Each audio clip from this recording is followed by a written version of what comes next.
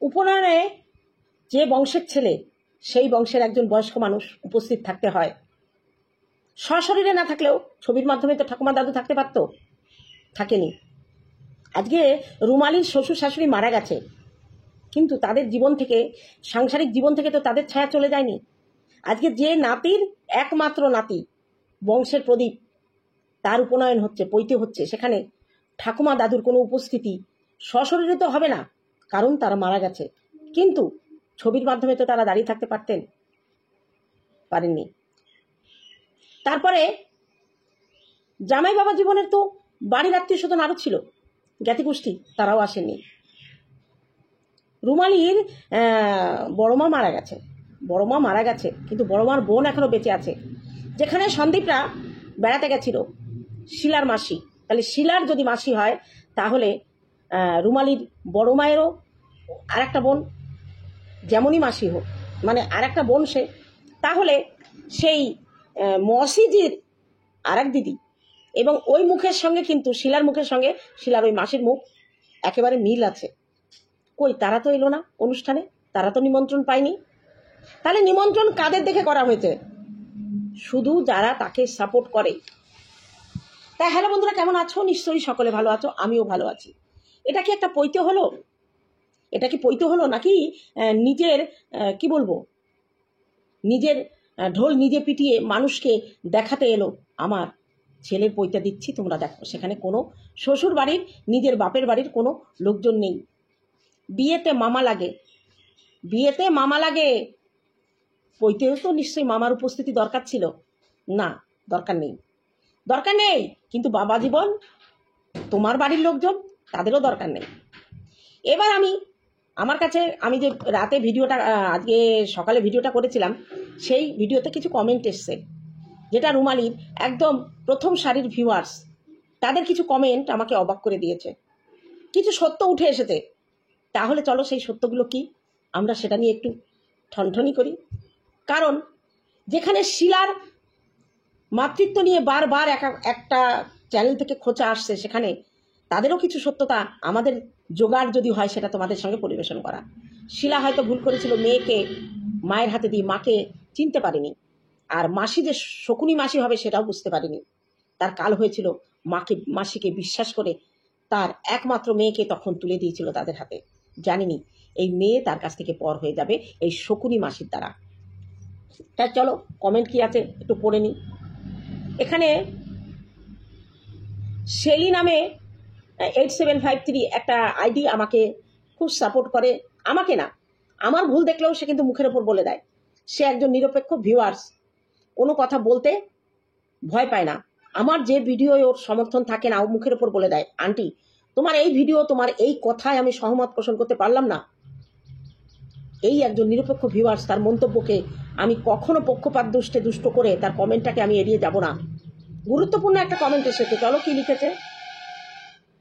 আপনারা তো জানেন না, আমি পুরনো ভিউয়ার্স, আজ থেকে অলরেডি 4 বছর হবে নিজেদের বানানো নোংরা ভিডিও এমএমএস করে এফবি পেজে ছেড়ে ওরা এতটা ছেড়েছে, ওরা এতটা নোংরা, মুখটা তো পরিষ্কার বোঝা গেছে, বোঝা গেল 4 বছর আগে ভাইরাল কি করে হয়েছে। এক তো ওই হোস্টকে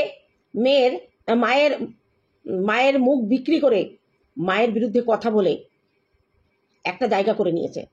আবার ফেসবুক পেজে নিজেদের নোংরা এমএমএস বানিয়ে, আমি জানি না, এটা আমার কাছে কোনো প্রমাণ নেই, কিন্তু এই ভিউয়ার 4 বছর আগে থেকে দেখে একটা নোংরা এমএমএস বানিয়ে ফেসবুকে ছেড়ে ভাইরাল হয়েছে, এবং সেখানে নাকি ওদের মুখের ফেস দেখা গেছে অনেকটা।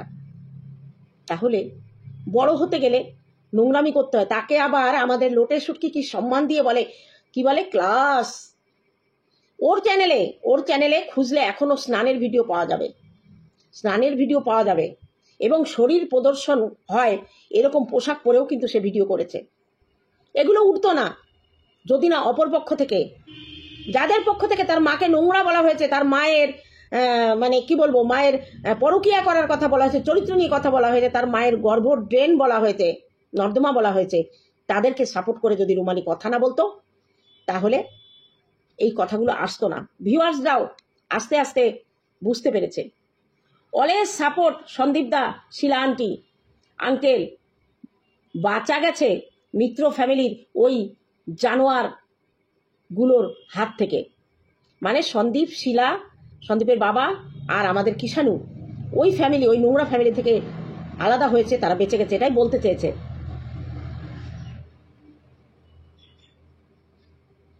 তারপরে আবার ওই একই আইডি থেকে কমেন্ট, ওই ভদ্র সমাজ থেকে সো কল্ড ছোট লোকটা যে পরকিয়া করে না তার কোনো গ্যারান্টি নেই।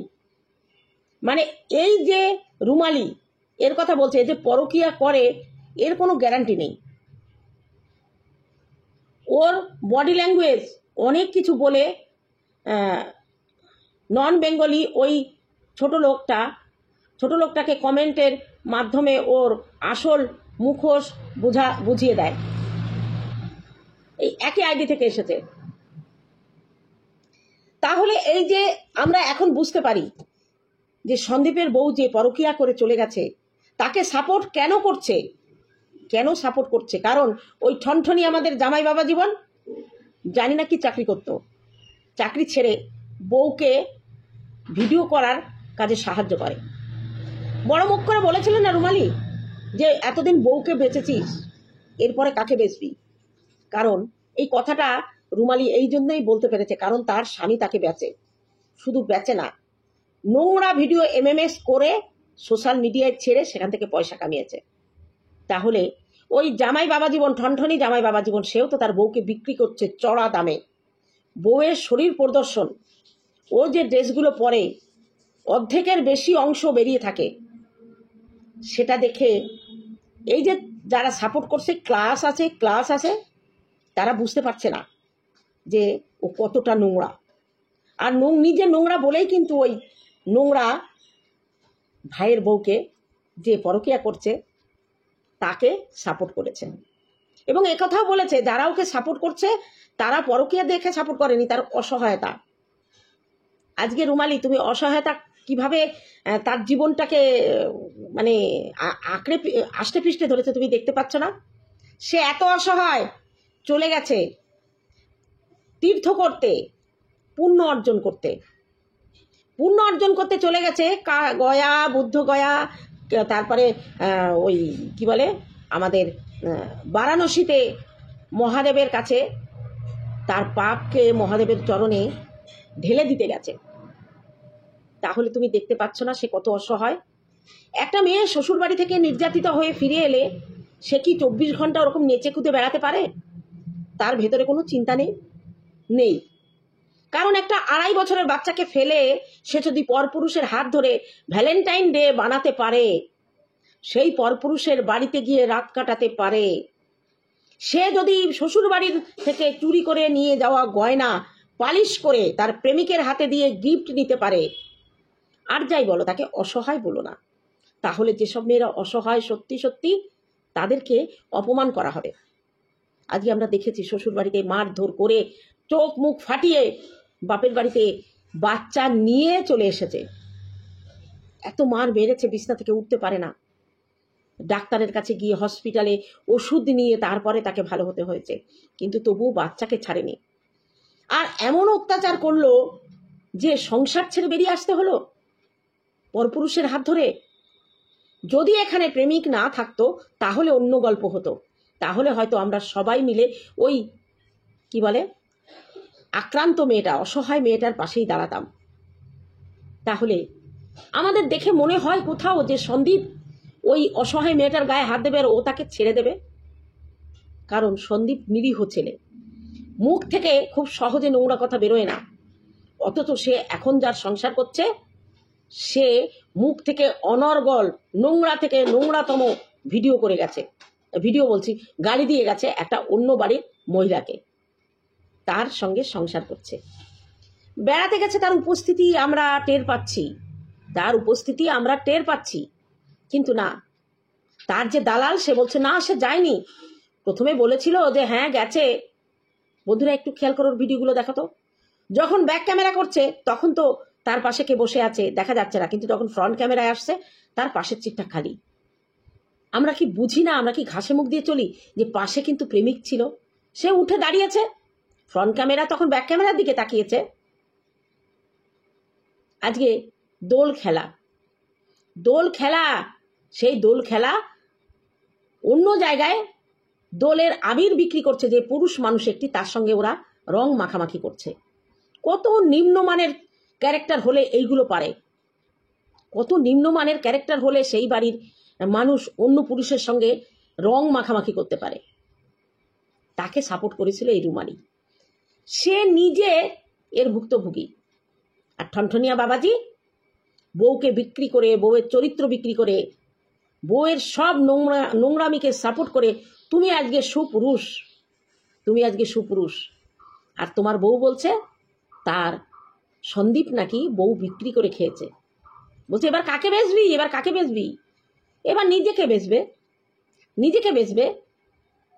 তোমার স্বামী তো তোমাকে তাড়িয়ে দেয়নি, তুমি পালিয়ে আসোনি, কারণ তুমি বুদ্ধিমান, বুদ্ধিমতী, তুমি বুদ্ধিমতী। আর তোমার বরটা ভেরুয়া, ওই ভেরুয়ার বউ ওই জন্য তোমাকে সাপোর্ট করে। আজকে তুমি হাজার নোংরামি করলেও তোমার স্বামী তোমাকে আঙুল তুলে কথা বলার সাহস পাবে না, কারণ সে পয়সা ভালোবাসে, তার কাছে সম্মানের মূল্য নেই। সম্মানের মূল্য যদি থাকতো তোমার ওইগুলো মেনে নিত না, আর তুমিও সন্দীপকে মেনে নিতে বলতে পারতে না, কারণ তুমি ওই একই কাজে লিপ্ত। এরপরে আসি আরেকটি কমেন্ট নিয়ে। পরের কমেন্টটি পড়ছি, জীবন থেকে আপদ যত দূরে থাকে ততই ভালো। যখন নিজের স্বার্থ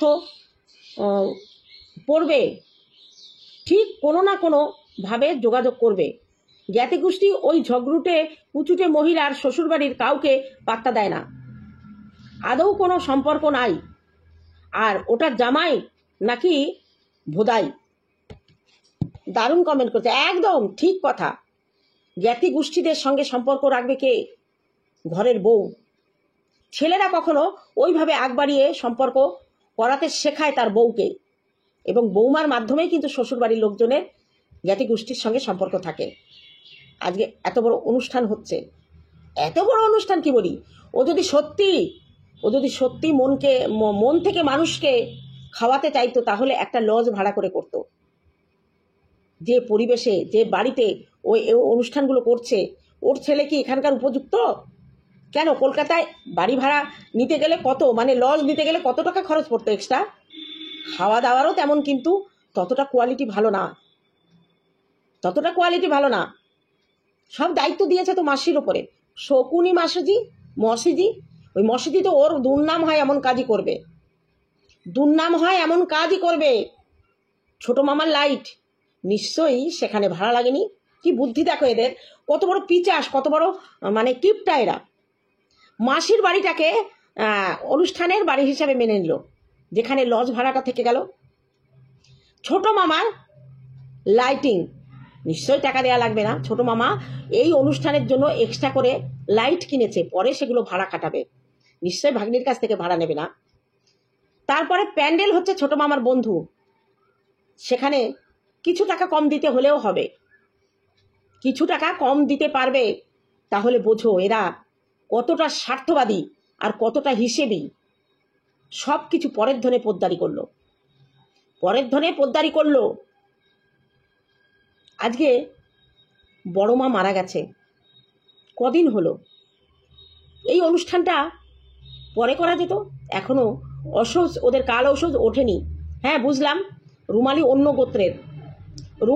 গোত্রের, সে করতেই পারে, কিন্তু বড় মামা ছোট মামা তারা কি এই অনুষ্ঠানে খাবে?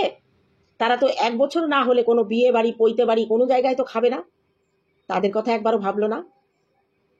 আর 1টা বছর কিংবা 7 মাস বাৎসরিক কাজ, 1 বছর 12 মাস লাগে না, 7-8 মাসে বাৎসরিক হয়, সেই কটা দিন অপেক্ষা করা গেল না। আরে বাবা, ওই কটা লোক যদি না খায় কিছু খাবারের খরচা তো কমবে। কি হিসেব মাইরি, কি হিসেব! এরকম হিসেব না হলে পারা যায়, টাকা জমানো যায়? আজকে গোপুর সোনাকে নিয়ে আসা হলো দাদার অনুষ্ঠানে। মাইলো কি অপরাধ করলো? মাইলো তো প্রথম এসেছে, তাই না? তাহলে গোপুর আগে তাকে তো সন্তানের জায়গা দেয়া হয়, তাহলে তাকে আনা গেল না কেন?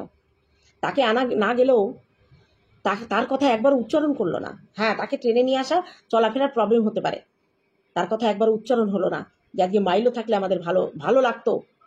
আর ব্যাঙ্গালোরের ফ্ল্যাটে এটা করা গেল না, অনেক বেশি খরচ হতো, কারণ সেই জায়গার মানুষকে কাঙালি ভোজন দিলে হতো না। এখানে যে অনুষ্ঠানটা করেছে রুমালি, সেটা কাঙালি ভোজনেরই সমান। ব্যাঙ্গালোরে করতে গেলে এর থেকে 10 গুণ বেশি টাকা খরচ হতো। বাড়িতে না করে কোনো লজ ভাড়া নিত, বাড়িতে করলেও তার জন্য আলাদা লাইটিং, আলাদা প্যান্ডেল, অনেক রকম খরচ লাগতো। খাবারের মেনু পাল্টে দিত। এই সব লোক যদি যেত তার বাড়িতে, তাদের থাকা খাওয়ার একটা ব্যবস্থা হতো। বিশাল হিসাবই, বিশাল দান মেরে গেলে ঠনঠনি যে বাবা জীবন, তুমি বড্ড পয়সার হিসেবটা বোঝো। তা না হলে নিজের শ্যালককে ব্যবসার নাম করে ঠকিয়েছ। তাদের করা ভিডিও দিয়ে লাখ লাখ টাকা কামিয়ে তাদের মাত্র 15,000 টাকা ভিক্ষে হিসেবে ছুড়ে দিয়েছ। মানুষ জানে, অনেক মানুষ এখন তোমাদের চিনতে পেরে তোমাদের আনসাপ করে চলে আসছে। তোমাদের যে রোয়াব ছিল, সেই রোয়াব কিন্তু বন্ধ হয়ে গেছে। অনেক মানুষ তোমাদের নোংরা নোংরা কমেন্ট করে, কারণ ভিউয়ার্সরা ঘাসে মুখ দিয়ে চলে না। তারা হয়তো তোমাদের মতো ক্লাস নেই, তাদের স্ট্যাটাস নেই, তোমাদের মতো ওরকম মানে অতি আধুনিক জামা কাপড় পরে হয়তো শো আপ করতে পারে না, কিন্তু তাদের এই জায়গাটা না বড্ড চৌখস। তাদের চোখ দিয়ে তোমাদের কিচ্ছু এড়ায় না, কিচ্ছু এড়ায় না। আমার এখানে একজন কমেন্ট করেছে, দেখো তার ভিউয়ার্স তাকে ভালোবাসতো, অথচ আজকে সেই কমেন্টটা আমি তোমাদের কাছে তুলে ধরব। লিখেছেন শম্পা ভট্টাচার্যা, জাস্ট ফাটাফাটি বলেছেন আন্টি, আমার ভিডিওর কথা বলেছে। আমি আপনার সাবস্ক্রাইবার নই, তবু আজকে আপনার প্রতিটা কথা অক্ষরে অক্ষরে সত্য। এর প্রশংসা না করে পারছি না। আমরা ওদের বহু পুরনো ভিউয়ার্স, 2017 থেকে আমি রুমালির ভিউয়ার্স। তার প্রত্যেকটা অ্যাক্টিভিটি আমার জানা। সন্দীপ দাদাদের সেই দিনগুলো সম্পর্কে আমি অবগত, কিন্তু তারপরে রুমালির ফ্যান ছিলাম। কিন্তু যত দিন এগিয়েছে তার ন্যাকাপানা আর তার শো অফ লাইফস্টাইল দেখে ওকে জাস্ট ঘেন্না লাগে। এরকম অনেক মানুষ আমাদের এসে কমেন্ট করে যে আগে তারা রুমালিকে দেখতো, কিন্তু জাস্ট তার মা বাবার সঙ্গে, তার ভাইয়ের সঙ্গে যে ব্যবহার সে করেছে, সেটা ভিউয়ার্সরা মেনে নিতে পারেনি, ওকে ছেড়ে চলে আসছে। আজকে মা সে জন্ম দিয়েছে, সে হয়তো বাচ্চা বয়সে, কত বয়সে তার বিয়ে হয়েছিল। আজকে একজন বলছে, আমি বলেছি সন্দীপের মা আর আমি একই বয়সী, আমার থেকে 2-3 বছরের বড় হবে। 42 বছর বয়স রুমালির, তার থেকে 13 বছর যোগ করো, কত হয়? 40, 50, 56, 13 বছর বয়সে শিলার বিয়ে হয়েছে। আরেকটু হয়তো আরো 2 বছর পরে হয়তো বাচ্চা হয়েছে, সেখানে হয়তো তার মার বয়স খুব জোর 56, 57, নয় 58 হলো। তাহলে সেই সময় কি বয়স ছিল তার? নিজেকেই সে সামলাতে পারতো না, তারপরে সন্তান। মা যদি গিয়ে বলে তোর সন্তান তোর কাছে থাকলে মরে যাবে, তুই পারবি না। আর তেমনি শাশুড়ির অত্যাচার মেয়ে পছন্দ করে না। শিলার শাশুড়ি মেয়ে পছন্দ করে না, তার 4টে মেয়ে ছিল।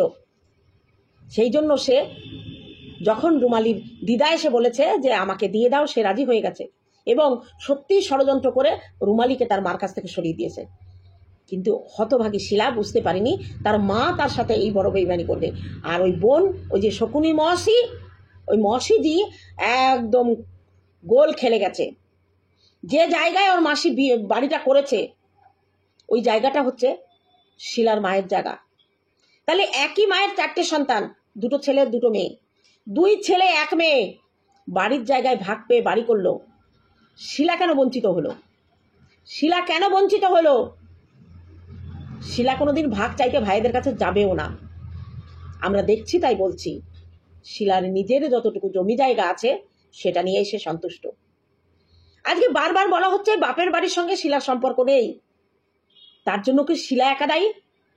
তার ভাই বোনেরা দায়ী না? তাকে ঠকানোর জন্য, তাকে সম্পত্তির ভাগ থেকে বঞ্চিত করার জন্য তাকে আস্তে আস্তে সাইড করা হয়েছে। এই সমস্ত কিছু প্ল্যান হচ্ছে শিলার নিজের বোনের। নিজের মায়ের পেটের ভাই বোন যদি শত্রু হয় না, বাইরের শত্রু লাগে না, সব থেকে বড় শত্রু পেটের শত্রু। এরা সবাই মিলে শিলাকে আলাদা করে রেখেছে। কি হয়েছে? শিলা কি না খেতে পেয়ে মরে গেছে, নাকি মেয়ের দিকে হা করে তাকিয়ে আছে মেয়ে খাবার দেবে তারপরে খাবে? তার স্বামী তার সন্তান তাকে যথেষ্ট ভালোভাবে রেখেছে। হ্যাঁ, ইউটিউবে হয়তো ফেস ভ্যালুটা দিদির থেকে হয়েছে, দিদির জন্য কিন্তু অনেক কিছু করেছে সন্দীপ। এমনি এমনি ফেস ভ্যালু করে দেয়নি। দিদির শাশুড়িকে রীতিমতো কলকাতায়, বাতকুল্লা থেকে কলকাতায় দেখাশোনা করেছে। কোথায় ছিল রুমালি তখন? আর ওই বেঈমান ছেলেটা, আমি বুঝলাম রুমালিকে তার মা ঠিকমতো মানুষ করেনি, লোকের কাছে দিয়ে দিয়েছে, মানে মায়ের কাছে দিয়ে দিয়েছে। তাহলে ঠনঠনি বাবা জীবনকে তো তার মা মানুষ করেছিল, সে তো লোকের কাছে দেয়নি।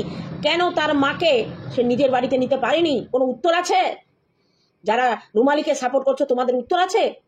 জানি এর কোনো উত্তর তোমাদের কাছে নেই। আজকে ছেলে মানুষ করলো, ছেলে প্রতিষ্ঠা পেল, বিয়ে করলো, নাতি হলো, তার জায়গা হলো না তার ওই ব্যাঙ্গালোরের ওই ফ্ল্যাটে, হলো না জায়গা। তাদের ঘরে মা বাবার একটা ছবি অন্তত আমরা দেখতে পাই না। এই হচ্ছে আদর্শ সন্তান। দোষ হয়েছে আমাদের শিলার। শিলা নয় মেয়েকে দিয়ে দিয়েছে, কিন্তু ঠনঠনি বাবা জীবনের মা তো কাউকে দেয়নি, সে তো মানুষ করেছিল। তাহলে তার কেন এত অনাদার? আজকে নাতির, একমাত্র নাতির ও উপনয়ন হচ্ছে, সেখানে ঠাকুমা দাদুর কোনো ছবি নেই। কত বড় বেঈমান এরা! এদের হয়ে যারা সাপোর্ট করে এদের ক্লাস দেখে। কি ক্লাস আছে যাদের কাছে মা বাবা শুধু মানে পণ্য, মা বাবাকে বিক্রি করে পয়সা কামাই করা যায়? একটা পরের সন্তানকে, পরের ছেলেকে নিজের করে নিয়ে তার বাবা মাকে দূরে ঠেলে দেয়। তার জ্ঞাতি গোষ্ঠীর একটা লোক এদের ধারে কাছে ঘেঁষতে পারে না। এদের ক্লাস, এদের ক্লাস। এর থেকে গরিব চাষা আমাদের সন্দীপ অনেক ভালো, যে গ্রামে মাটি মেখে মানুষ হয়েছে, বেশি পড়াশুনো করতে পারেনি, সে মা বাবাকে ভগবানের জায়গা দিয়ে পুজো করে, ভগবানের জায়গা দিয়ে পুজো করে। মাতৃঋণ পিতৃঋণ কোনোদিন শোধ করা যায় না, কিন্তু তাকে ভালোবেসে শ্রদ্ধা করে সম্মান করে যতটুকু তাদের প্রতি দায়িত্ব কর্তব্য পালন করতে হয়, সে জায়গায় ঠনঠনি জামাই আর আমাদের রুমালি অশ্বডিম্ব। অশ্বডিম্ব। তৈরি থাকো তোমার সন্তানের কাছ থেকে এই ব্যবহার পাওয়ার জন্য। অবশ্যই শুটকি বলেছে না, বিষবৃক্ষ রোপণ করেছে, ফল তো খেতেই হবে। ফল খাওয়ার জন্য তৈরি থাকো রুমালি আর ঠনঠনি। ওই কি বলেছে, জামাই না কি একটা শব্দ বেশ বললো। চলো বন্ধুরা, আজকে এইটুকু দিলাম, দেখা হবে অন্য কোনো ভিডিওতে। ততক্ষণে তোমরা সাবধানে থেকো। টাটা আমার ভিউয়ার্সদের জন্য।